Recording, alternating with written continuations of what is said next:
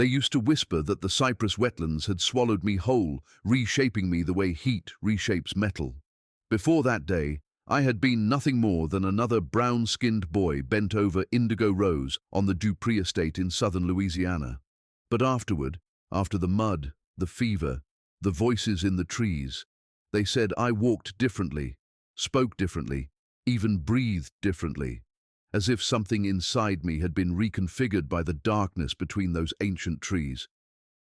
Back then, in the summer of 1852, I was 15 and worn thin by years of labor, but my spirit hadn't yet cracked.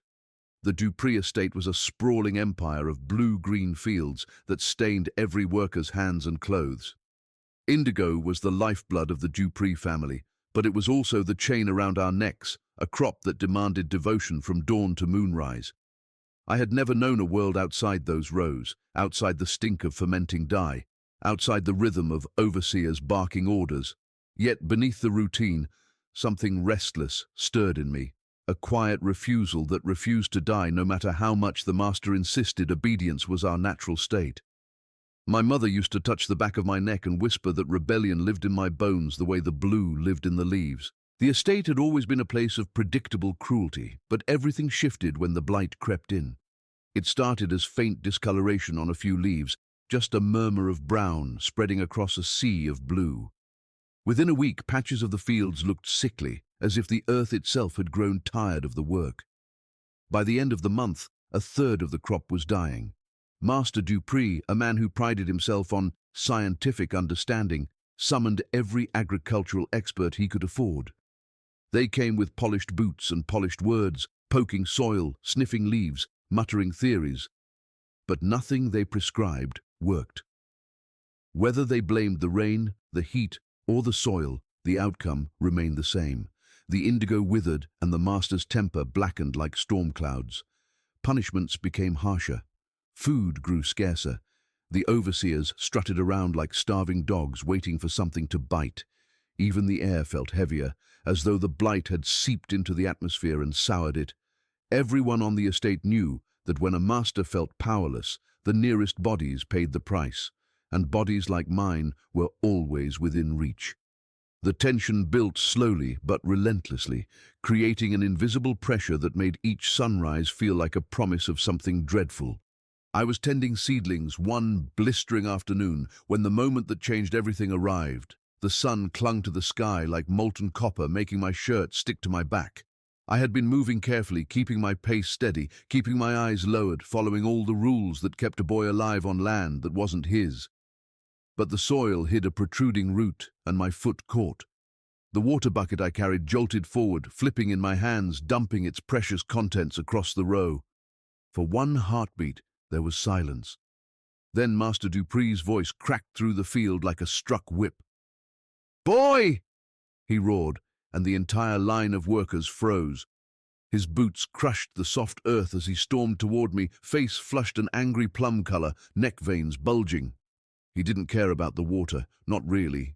He cared that the blight was eating his money, and he needed somewhere to bury the rage he couldn't direct at nature. I tried to explain, tried to say it was an accident, but the words barely left my mouth before the back of his hand crashed into my jaw. Pain flashed white across my vision. "You waste what feeds this plantation," he snarled. "You think you get to spill what costs me?" Behind him, Overseer Brantley grinned like a wolf catching scent of blood. They didn't wait for an explanation. My shirt was ripped from my back, rough hands seized my wrists, and before I understood what was happening, I was tied against the whipping frame, a sun-bleached post polished by generations of agony. My mother's scream reached me from somewhere behind the workers' cabins, a raw, panicked sound that sliced me deeper than any strap could. Brantley unhooked the leather lash from his belt with a theatrical flourish. He liked an audience. He liked breaking spirits. The first strike hit with the force of a lightning bolt, ripping fire across my skin. The second landed exactly where the first had, splitting flesh already torn. The world shrank to a single point of pain.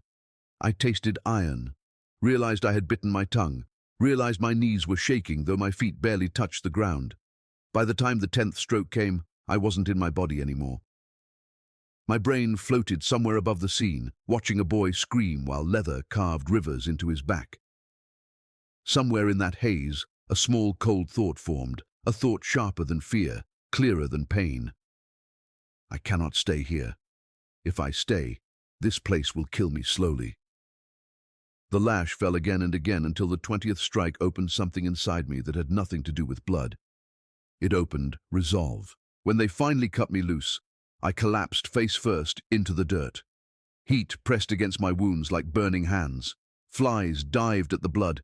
Every breath hurt. Master Dupree waved dismissively at me as though swatting a fly. "Let him rest an hour," he declared. "Then he's back in the fields. Discipline means nothing without follow-through." I could barely register the words. The world spun and blurred, each heartbeat pulsing through my back like a hammer. Aunt Marjorie, older than anyone else on the estate and feared by the overseers for reasons they didn't understand, knelt beside me with a tin cup. Her voice was quiet enough to be mistaken for wind. "Drink slow, child," she murmured, "and listen close.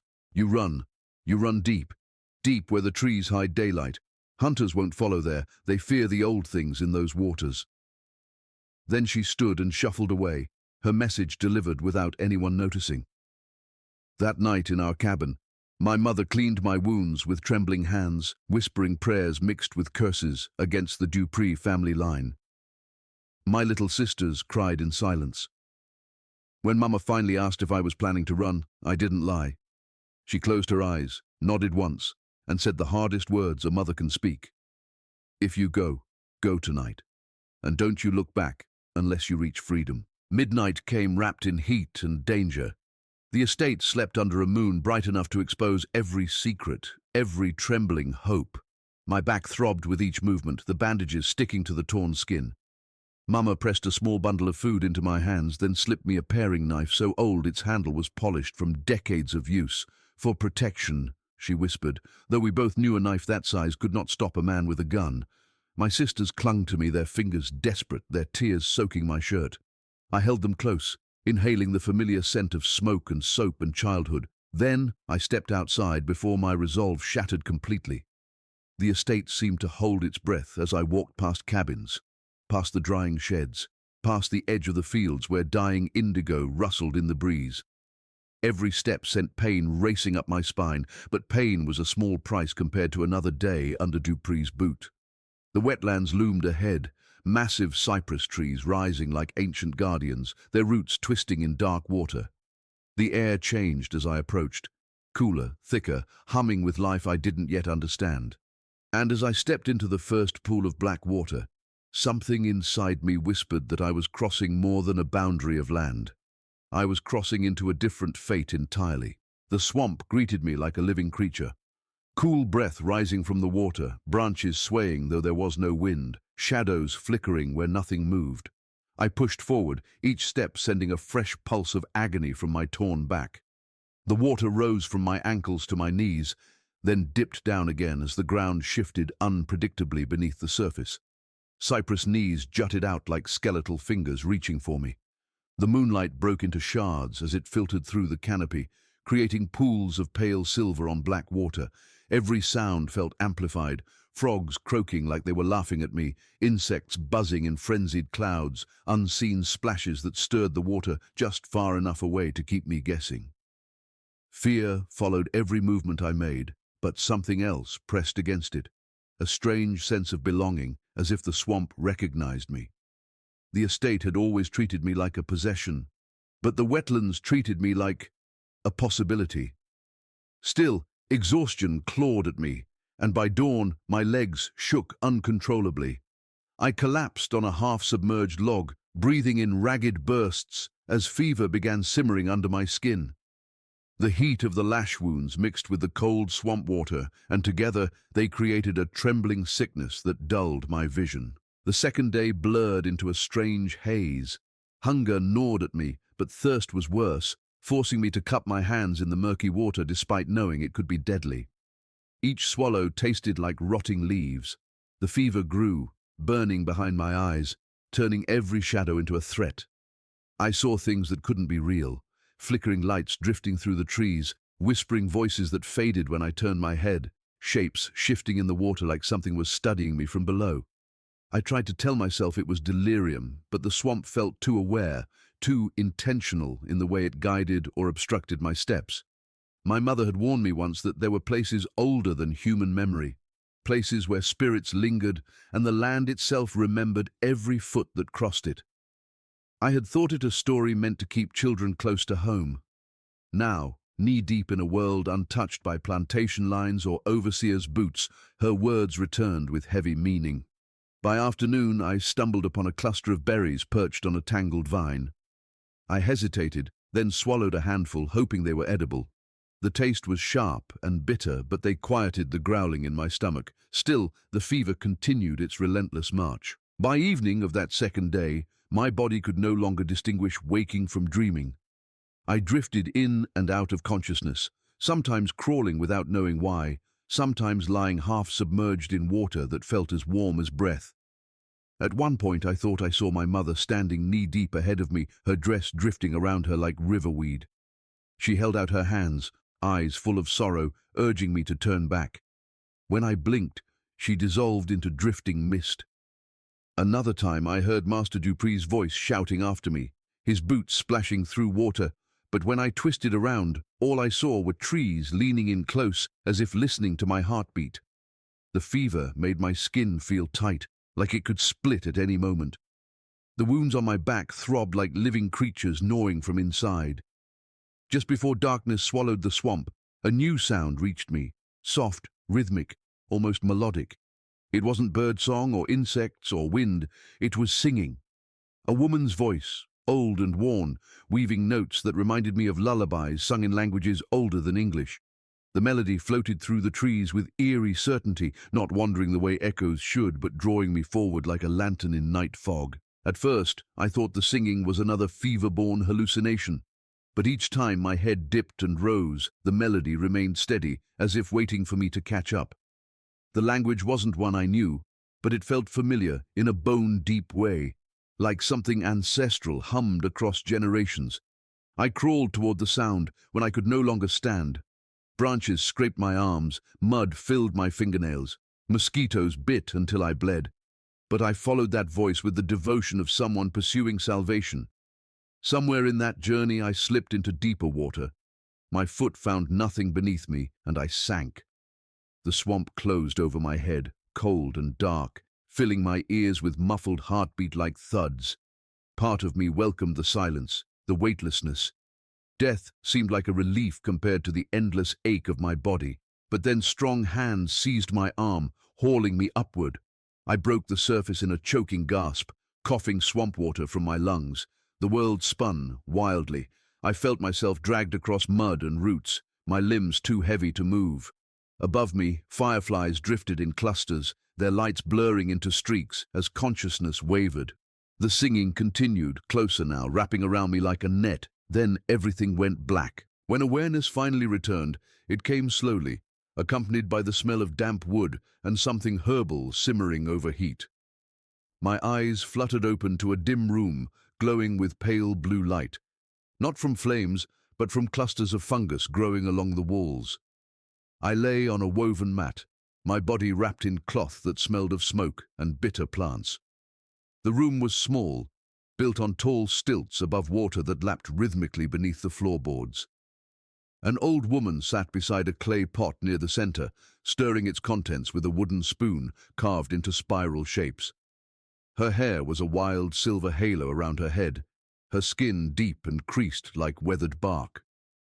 Though her eyes were clouded with blindness, she moved as if she could see everything clearly. "You wake," she said without glancing at me, her voice the same one that had led me through the fevered haze. "Good. Thought the swamp might keep you if I came any later." Her accent was unlike anything I'd heard on the estate, full of old rhythms and sharp consonants. "Where am I?" I whispered. My throat felt cracked. "Home," she replied calmly. "My home, not yours. Not yet. You were at the edge when I found you. The water wanted you, but the swamp told me to bring you in." For a long while I lay motionless, trying to separate dreams from reality. The woman's cabin felt impossible, too quiet, too balanced, too far removed from the chaos of the plantation and the fevered wildness of the swamp.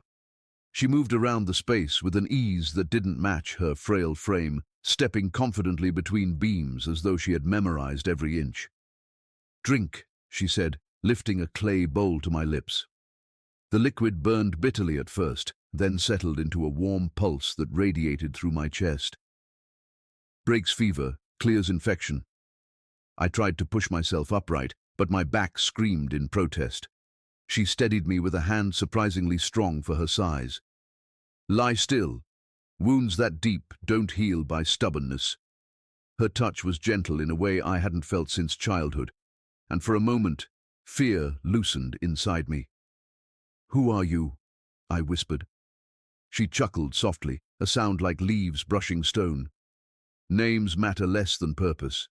But folk who know me call me Mother Estelle. Been here longer than Duprees have claimed that land of theirs." Her words held weight, like someone whose knowledge didn't come from books or men but from earth itself. Mother Estelle tended my wounds with a strange blend of herbs and thick blue paste she harvested from a fungus growing on the cabin walls. When she peeled the bandages off my back, I braced for agony, but the pain dulled into a heavy throb instead of a sharp sting. "The swamp gives what's needed," she murmured as she worked, "if you know how to ask." I watched her in silence, noticing the delicate precision in each movement. She wasn't guessing. She knew exactly what she was doing. The blue fungus pulsed faintly with light, like breathing embers. "What is that?" I asked. "Medicine," she answered simply, "but also danger. Power often walks both lines." As she applied the paste, she leaned closer, her clouded eyes seeming to pierce straight through me. "Tell me, boy, what drove you into those waters half dead?" I hesitated, then told her everything. The blight, the whipping, the decision to run, the desperate need for a life not governed by cruelty. She listened without interrupting, the muscles in her jaw tightening only once when I described the whip splitting open my back. "Plantation men," she muttered, voice hardening, "always quick with leather, slow with sense." When I finished, she dipped her head as if confirming something she already suspected. "You came because you were meant to come," she said, her voice low but certain. "The wetlands don't take anyone by accident." I wanted to laugh, tell her fever had clouded my mind, not destiny, but something about her presence kept the sarcasm trapped in my throat. "Why would a swamp want me?" I asked. She tapped her fingers against the wooden floorboards, creating a gentle rhythm. "Because you carry a sharp mind under all that fear. And sharp minds become sharper when they've been wounded. The land listens to intention. Yours was loud." She rose and motioned for me to follow. My body protested, but curiosity overcame pain, so I forced myself upright. She led me onto a narrow porch overlooking the dark water below. The swamp was different from here, less threatening, more alive. Lights flickered under the surface like tiny drifting souls. "You see," she asked, "this place holds secrets, old ones. Some heal, some destroy, and some do both, depending on the heart of the one who uses them." I swallowed as her words sank in. "Why show this to me?" She turned her face toward me, those blind eyes strangely bright. "Because you came with fire in your scars, and fire must be trained or it burns the wrong thing." Over the next days, though time moved strangely in that place, Mother Estelle began to teach me. First, she taught me how to read the swamp, which ripples meant fish, which meant snakes, which meant creatures far older. She taught me how to distinguish the hum of insects from the hum of something breathing just beneath the water. She taught me to recognize the trees that bent toward danger and the ones that leaned away from it. When I asked how she learned all this, she replied simply, "By listening longer than most people have patience for." But the lessons that mattered most began with the glowing fungus she tended like a sacred artifact. She called it bleu sangre, the blue blood bloom. "It feeds on decay," she explained, brushing her palm lightly over its surface, "consumes what other things cannot, and in doing so, it changes the soil around it, makes it rich in one way, barren in others." I leaned in closer, mesmerized by the faint light. "It heals plants." "Yes," she said, "but at a cost. Heals what's sick, strengthens what's weak, but it ties the earth to the plant it saves. Forever. The air thickened. I understood a piece of her meaning, but not the whole. "Why are you telling me this?" She smiled slowly. "Because your master's land is dying, and you are the one who can choose how it lives again. Mother Estelle taught me how to harvest the fungus without killing it, how to dry and grind it, how to stir it into water until the mixture reached the right hue, not too pale, not too bright. She made me repeat the process again and again until my hands memorized the motion even when my mind drifted. Precision, she warned, is the difference between remedy and ruin. As she guided me, she spoke of things that rattled my understanding of the world. She spoke of soil with memory, of plants that grieved when mistreated, of land that chose who could walk through it safely. At first I thought these were the ramblings of an old hermit, but the swamp seemed to respond to her words. A breeze moved when she gestured. Water stilled when she quieted her voice. Even the glowing fungus brightened when she touched it. The more she taught me, the more I sensed the depth of what she knew. "If this fungus can cure the blight," I asked one evening as we sat on the porch, "why haven't you used it to help the plantations before?" Her shoulders stiffened. "Because they wouldn't have understood the trade they were making, and ignorance mixed with greed is a poison far stronger than disease." She looked at me then, not as a boy, but as someone standing at the edge of a crossroads. On the morning she decided I was ready, she placed a leather pouch into my hands. Inside was a carefully measured amount of the bleu sangre, enough to treat a large stretch of dying field. "What you do with this will shape more lives than your own," she said. "The cure you offer won't just save his crops. It will chain his land to indigo forever. He will believe you've given him a miracle, but the miracle carries a lock he cannot break." I felt a strange mix of excitement and dread. "So this is power?" She shook her head. "No. Power is the choice you make once you hold it. Revenge is easy. Wisdom is harder." I turned the pouch over in my hands, feeling its weight. The plantation had taken everything from me, my childhood, my freedom, my safety. Now I held something that could unmake the Dupree legacy without raising a hand in violence. "But why trust me?" I asked. "Why give this to someone you barely know?" Mother Estelle stepped closer, lifting her chin. "Because the swamp led you to me. Because you listened when others would have drowned. And because the fire in you is not the fire that burns blindly. It is the fire that waits, plans, and chooses." Her voice softened. "Now go, and let your master decide the price of his salvation." Leaving Mother Estelle's cabin felt like walking away from a second birth. The swamp did not release me easily. Branches tugged at my clothes, mist curled around my ankles, and water stirred with unseen movements beneath the surface. But this time, the wetlands felt less like a maze meant to break me and more like a guardian escorting me back toward unfinished business. I traveled with a steadiness I didn't have when I first entered. My back still ached with every breath, but the fever was gone, replaced by a sharp focus that cut through exhaustion. When I stepped onto dry land again, the sun was bright enough to make me squint. The Dupree estate stood in the distance, unchanged, and yet somehow smaller than I remembered. Word spread quickly as I walked up the main road, not skulking through the trees as a runaway might, but walking tall enough to make people question what force had brought me home. Field workers froze mid-task, staring at me with wide eyes, as though a ghost had stepped out of the marsh. Overseers muttered among themselves, hands drifting toward whip handles. I kept walking, holding the leather pouch tightly at my side. The plantation that once felt like a cage now felt like a stage where I controlled the next act. By the time I reached the front of the big house, a crowd had gathered like a silent tide. Mothers whispered prayers under their breath. Fathers clenched their jawlines. Children peeked from behind skirts. I knocked on the door, the act itself shocking enough to make several people gasp. No enslaved person ever knocked on that door. The house servant who opened it nearly dropped her tray when she saw me. "Tobias, child, they said you died out there." Her voice cracked, part fear, part awe. "I need to speak with Master Dupree," I replied, steady as stone. She hesitated, then hurried inside. Moments later, the master himself appeared, flanked by Overseer Brantley and two armed men.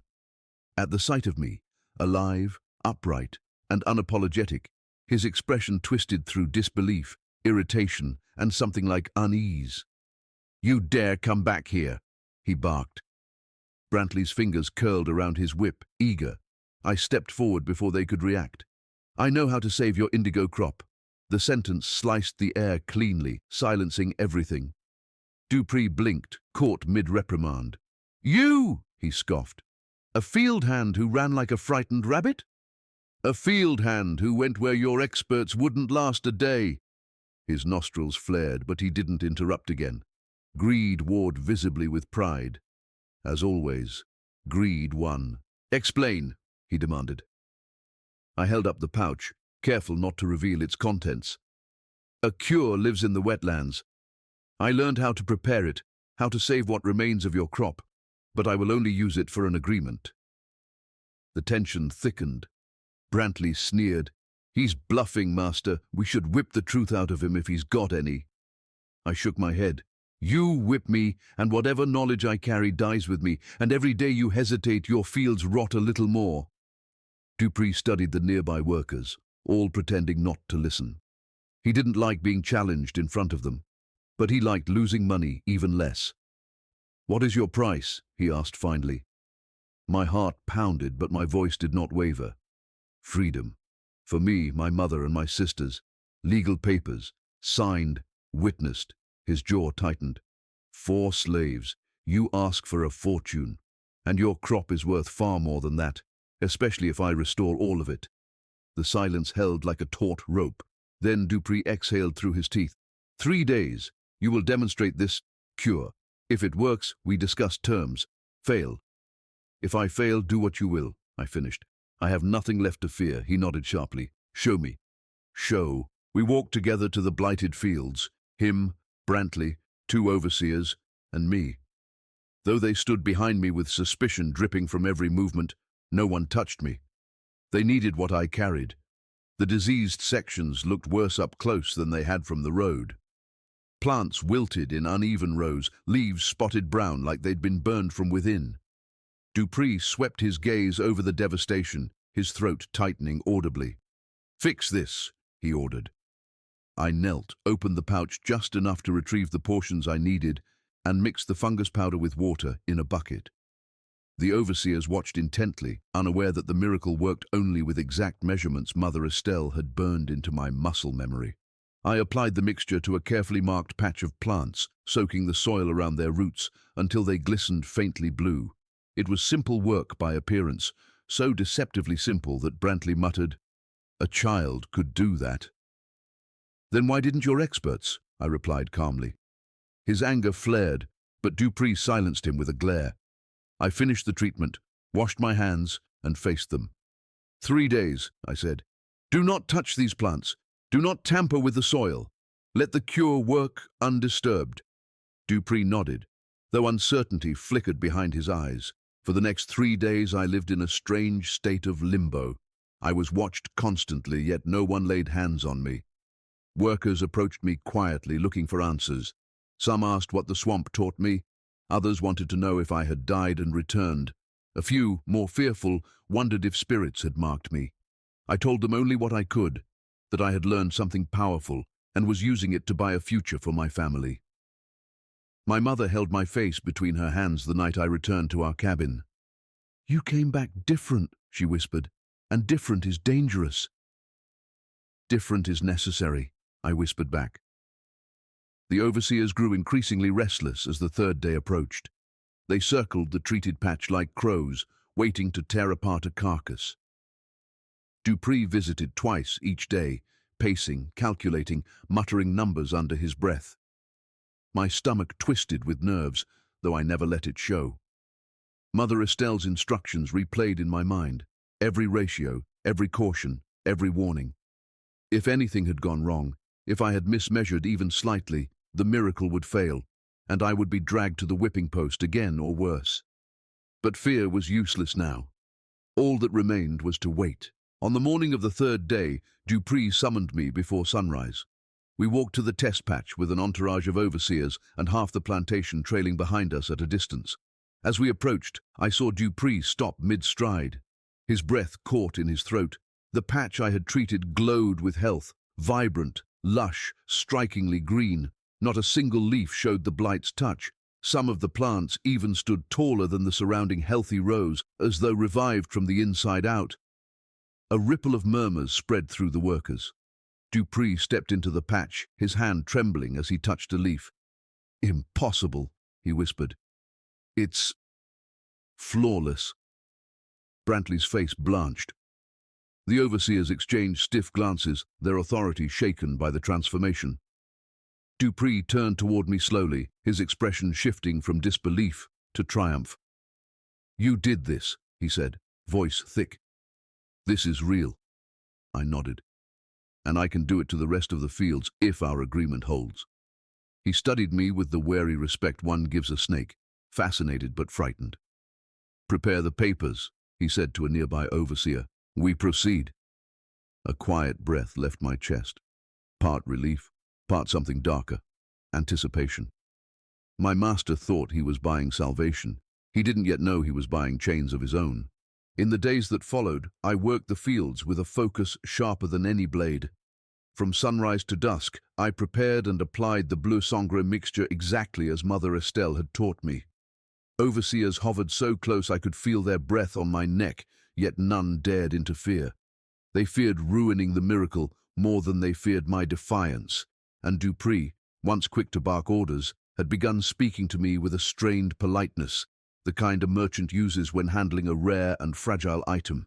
As each treated patch revived, the plantation breathed easier. Workers whispered blessings or warnings when I passed. They weren't sure if I had returned blessed or cursed, only that the swamp had reshaped me in ways they couldn't name.